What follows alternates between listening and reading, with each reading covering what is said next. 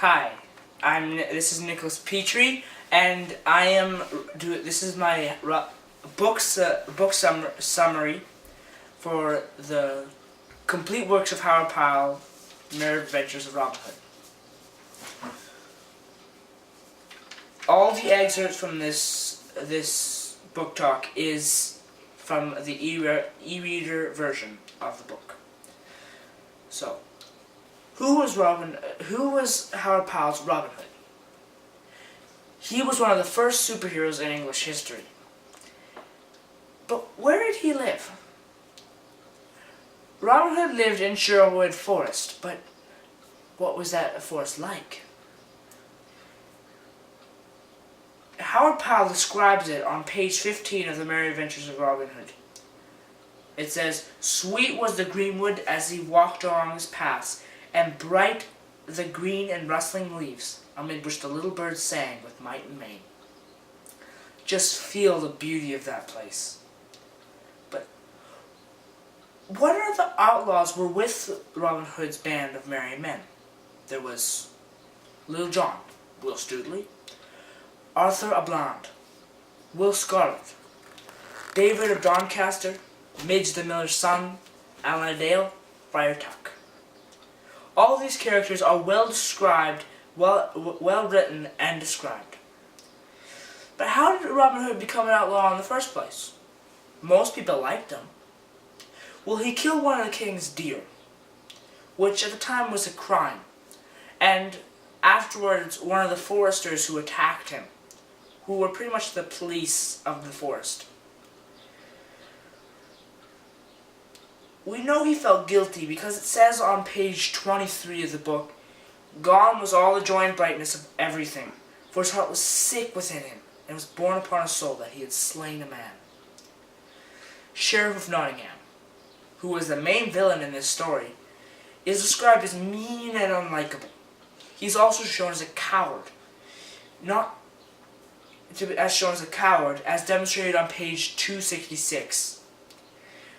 Then the sheriff's heart was bitter within him, but not daring to say anything, he only gazed upon the ground. After all this, the sheriff tried to capture Robin Hood 3 times, and each time he was humiliated. Afterward, the sheriff left Robin Hood alone for a while. Robin Hood and his merry men's exploits are described in excellent prose to make this a full and interesting story. Back then, and through all of Earth's history, there's always been rich people dominating the poor people. One of the wisest men who ever lived, King Solomon, wrote, "Man has dominated man to his injury." And through this book, it shows this. That is why people make legends of these heroes fighting this injustice. Even modern superhero stories are based on the same thing. For instance, Batman, Spider-Man, Green Arrow, or others from different times and cultures, like Zorro, Lone Ranger. All these characters are based on the same thing. These men give other people hope, and they are important in all cultures and in literature in general.